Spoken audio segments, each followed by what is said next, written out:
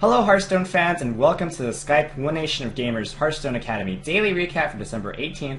I'm Astrogation, joined by Ray C, and we're here on behalf of Gamer Sensei, and we bring you a daily summary of questions and discussion topics from the Hearthstone Academy Skype group. If you're looking for other passionate players to chat with about Hearthstone, you can join the group by simply adding Gaming with Skype on your Skype account.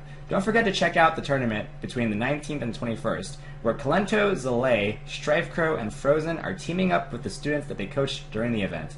You can check out skype.onog.gg for more details. Our first topic today is an updated tier list. Now, we gave you a tier list about a week and a half ago, but things have changed since then. And Ray, what's changed since last time? Well, Rogue has exploded in popularity since the last time we last talked about this, and I would say at that time Pirate Warrior was waning, but since Rogue's dominance has been so assertive, Pirate Warrior is starting to get back up there again. I would say Shaman has, it was non-existent at first, then it just spiked up, and it's been pretty plateaued at the top. It's definitely rank 1, or tier 1, and it's just kind of stayed consistent throughout the whole time. Its popularity is warranted, though. It's probably one of the best decks in the game right now by far. And yeah, so I would say the tier 1 is definitely Pirate, like Miracle Rogue, with or without questing. They're both good. Aggro Shaman with Pirates, Jade, something along those lines. And then Pirate or Dragon Warrior, or Pirate Dragon Warrior is tier 1. Okay, so you're saying that Reno Lock has fallen down to tier 2. Yeah, because Rogue has gotten so popular, Reno kind of just fell to the wayside a little bit. It's obviously still one of the best decks right now, but I would definitely say it's high tier 2 and not as much of a dominant force as it was before, even a week ago. Right. Well, the main thing is that I guess all the tier 1 decks sort of counter in some way, right? Aggro Shaman does fine against Reno Lock. Rogue is heavily favored against Reno Lock. And then Pirate Warrior can just kind of cheese them out in the early game and force them to have Reno, otherwise they lose. Yeah, and as hard as this is to believe, Reno does not always have Reno on turn 6. Yeah. Okay, but what else is in tier 2 right now?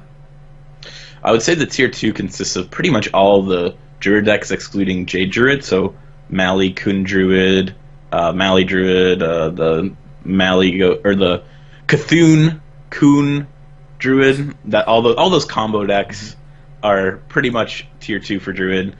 And then Dragon Priest I would also consider tier 2. And then pretty much, what else do you think is tier 2, Astro? I think you've rounded it out there. Yeah, Reno Lock, Dragon Priest, maybe Reno Priest. Although Reno Priest, I've seen the play has gone a little bit lower since last time. But yeah, the combo variants of Druid, like you said, are also tier 2. I think one noticeably different thing is that we've moved Jade Druid down to tier 3.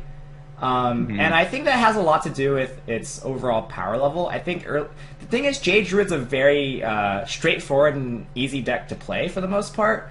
So earlier in the season, when things weren't so figured out, the ease of play allowed it to be in tier 2. But I think the overall power level is just, at the higher levels at least, the power level isn't as strong as the other tier 1 or tier 2 decks, right? Yeah, and unless decks like Control Warrior somehow assert themselves into the metagame and assimilate, it's just, like, there's no reason for Jade Druid to be played over the other Druids right now. It's just slower, clunkier, and yeah, just overall feels worse. Right. Honestly.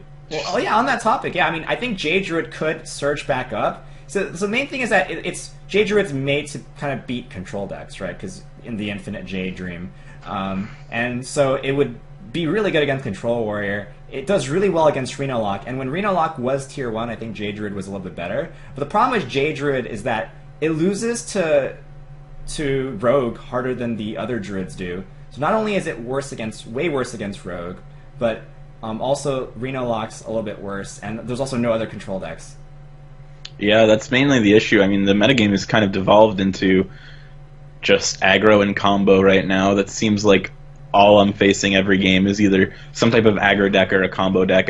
There's also mid-Druid, which is starting to see a little bit of a rise, especially in the Story Cup tournament. So I would definitely put that in the tier 2 as well. Just some type of mid-Druid. There's been a bunch of different variations of it, but overall, it just feels like the metagame is just very fast right now. All the patches decks are just so dominant, Yeah. and And then it's just hard for slow decks to do well right now. yeah, and then to round out tier 3, we do have Reno Mage, which isn't the most popular thing, but it exists, and it's got Reno and Kazakis, which make it really really solid. But again, it's still it's a great Reno deck. It's just not as strong as Reno Lock.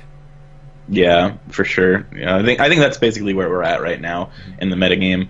And until other decks like like I said, Control Warrior, stuff like that, maybe more anti-aggro versions of those decks start to become more popular, then that's the only time that I see decks like Jade Druid or the slower decks just becoming bigger, is if there's more anti-aggro control decks that start to rise up in the future.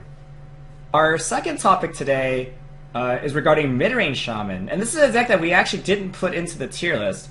But main reason why is because it's actually just starting to see a bit more popularity, and I'm not exactly even sure where to put it. What are your thoughts on Midrange Shaman right now, Ray? I briefly mentioned it earlier. I would say it's definitely tier 2 right now, but I think it's on the rise through the tier list, because Midrange Shaman does really well against the aggro decks right now, especially since they have cards like Jinyu Water Speaker, and they still have all the same tools that Aggro Shaman has to deal with aggro, like Maelstrom Portal, and just their early game. They're still playing Tunnel Trogs, Totem Golem, Spirit Claws, maybe even Jade Claws, stuff like that, just to help deal with it. So they have like a similar early game. So even against anything, they can kind of have an aggro-esque Shaman start, which is always really strong against anything. Mm-hmm. And then they have just better late game. They have just cards like Ragnarok. Sometimes they play Alakir. You have Drakes to help keep up with card.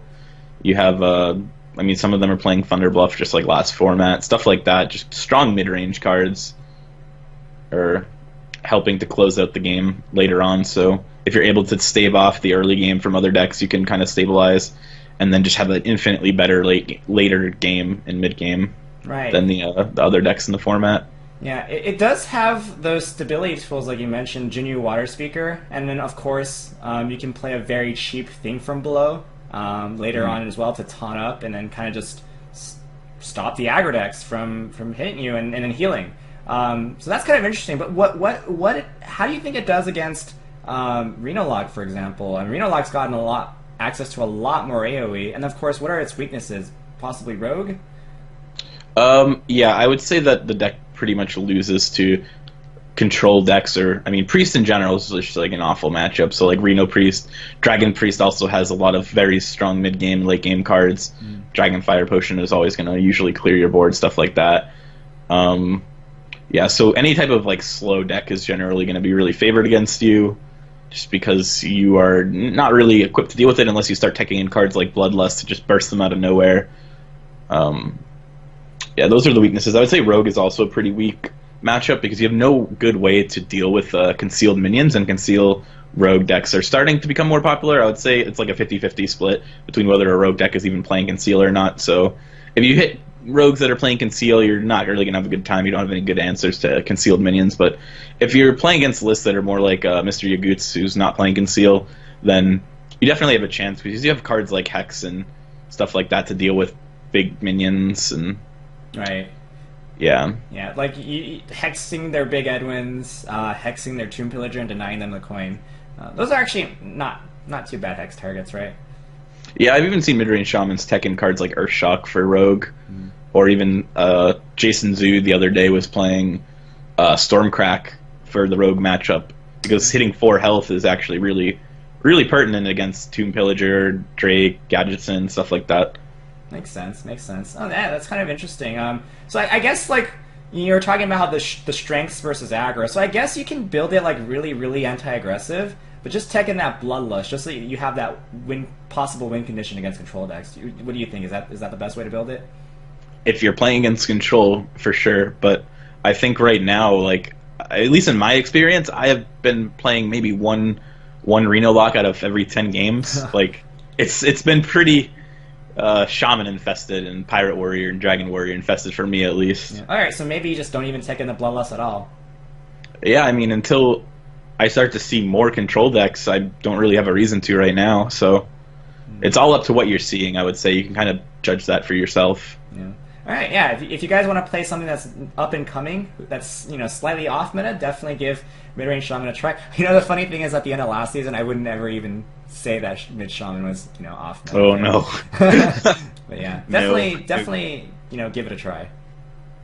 Thanks to everyone in the Hearthstone Academy Skype group who participated, and if you love Hearthstone, we'd love to have you join the conversation. Simply add Gaming with Skype on your Skype, and you'll be added to the Hearthstone Academy Skype group. Get in there and participate. But unfortunately, today is the last episode, so we won't have any more episodes of the daily recap, unfortunately. But if you are interested in joining the best esports coaching platform in the world, where you can get coached by myself, Racy, and a number of other amazing senseis, make sure you sign up for Gamer Sensei using the promo code ONENATION for 25% off. That's One Nation, all letters, all caps, no space. Thanks for watching, and we'll see you some other time.